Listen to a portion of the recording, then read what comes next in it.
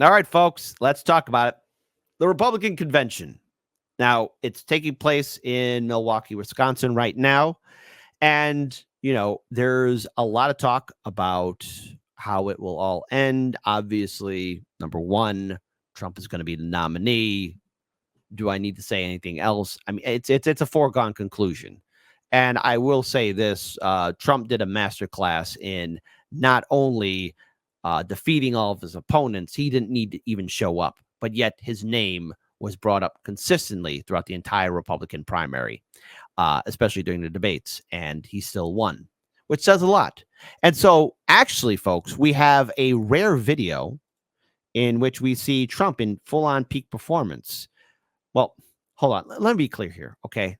I'm joking with this video, but Japan, sometimes I wonder. Now I'm playing right now. I have to keep this on mute.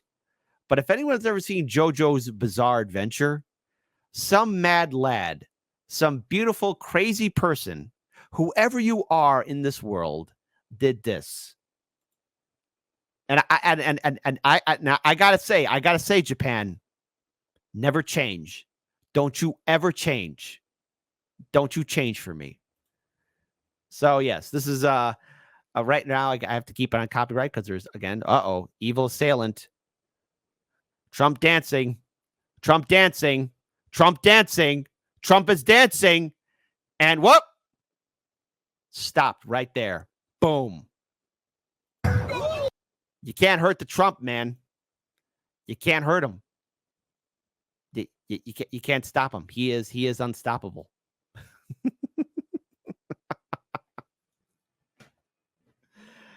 Again,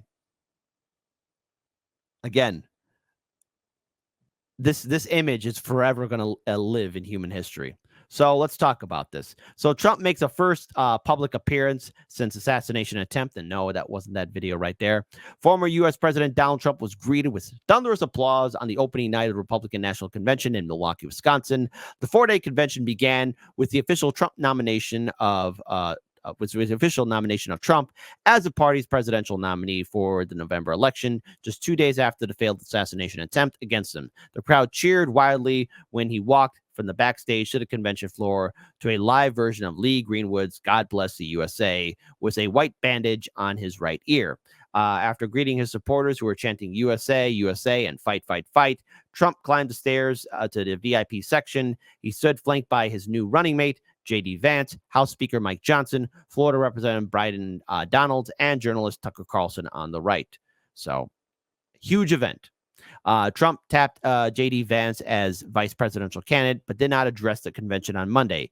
He is expected to deliver a speech, which he revised in the wake of the shooting on the final day of the gathering on Thursday. So Trump is dead set to speak on the last day of the convention.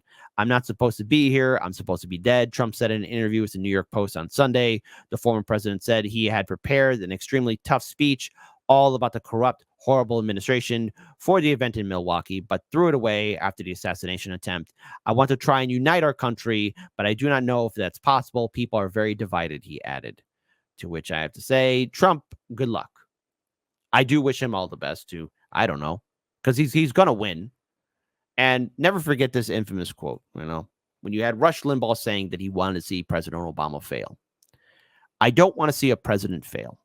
I don't, because they're captain of the ship. But with such a corrupt system, with such a corrupt media system, at this point, no matter who is captain of the ship, we are sinking. And this is decades in the work, where you have corporations controlling our media and our entire political system. And when you have such unchecked corruption, you're going to have incompetent people, weak people. And I don't know if we could really turn things around, at least not through electoral politics. That's a fool's dream. You are not going to save the country through electoral politics. It doesn't matter who you vote because the corporations still have a seat at the table. But it is rather fascinating to see the fact that people, especially in corporate media, are still dead set on continuing the division. Case in point, at this convention, when they were interviewing Trump's sons. Let's play this video. What is that change going to look like, Don? What practically your father as president, I think you would even say, was a divisive figure. What's it going to look like in the second term? I don't think he was a divisive figure at all. I think the media created divisiveness around him. They lied about Russia collusion. They said he was a traitor. They went after him in every which ways possible. If the media actually starts being an honest broker, talking about the things that he did, the prosperity he brought, the peace deals that he signed around the world, rather than the disaster that we're living right now, I think you'd do everyone in the country a big favor. I know immigration's important to him. I covered the family separation crisis closely. Will we continue to see policies like separating 5,000 children deliberately from their parents? You mean the Obama administration? You know they didn't do that, sir. Sure. Now, I don't know if the Trump sons watch Hard Lens Media, but folks, yes, the kids in cages, the crisis at the border. It all started with first name Barack, last name Obama, with his VP, good old Joe Biden. So everyone's real quick to go ahead and vilify Trump, especially with his border policies. But remember, as soon as he got into office and he saw what good old Barack Obama built, he used the time-old tradition quote of, "It was like that when I got here." And he wasn't lying, because it was like that when he got there. Sure. Will there be a second family separation policy? It's MSDNC, so I expect nothing less from you clowns. Even today, even 48 hours later, you couldn't wait. You couldn't wait with your lies and with your nonsense. So just get out of here.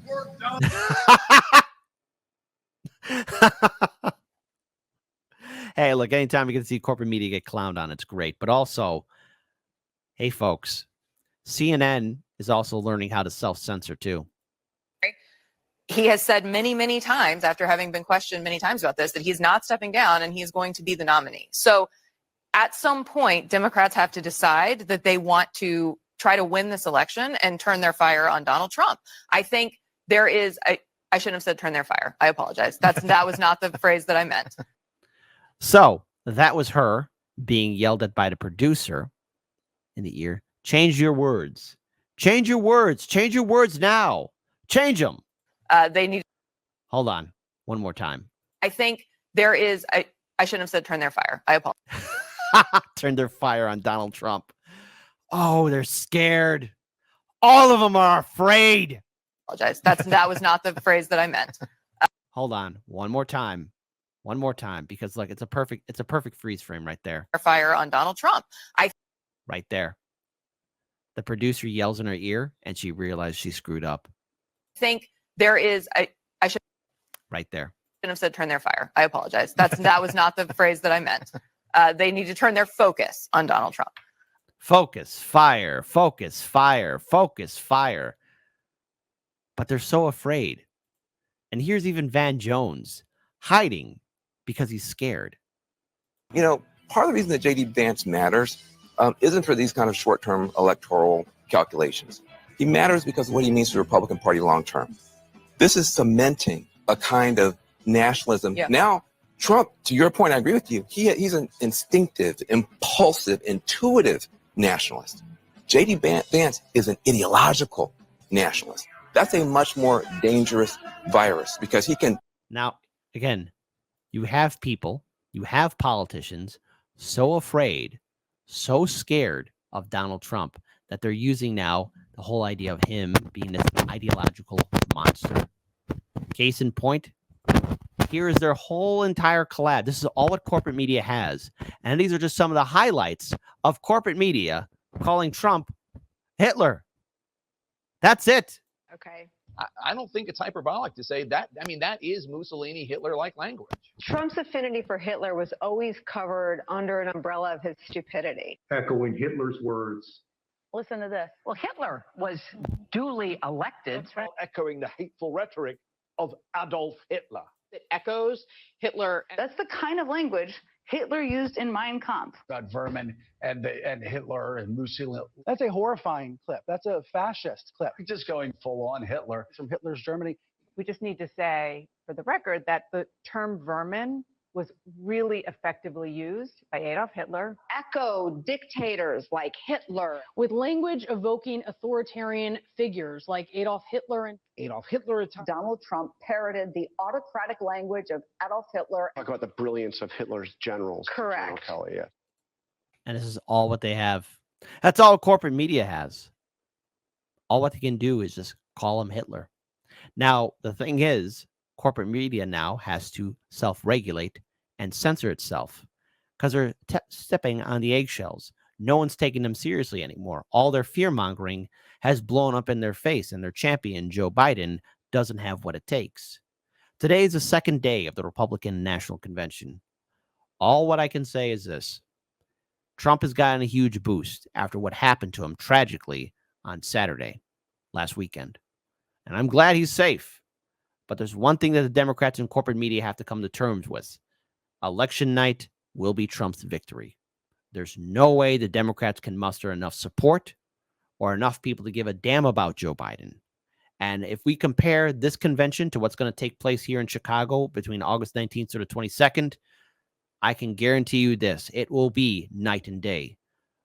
The Republican National Convention never made a statement that they're going to hold half of it to be online.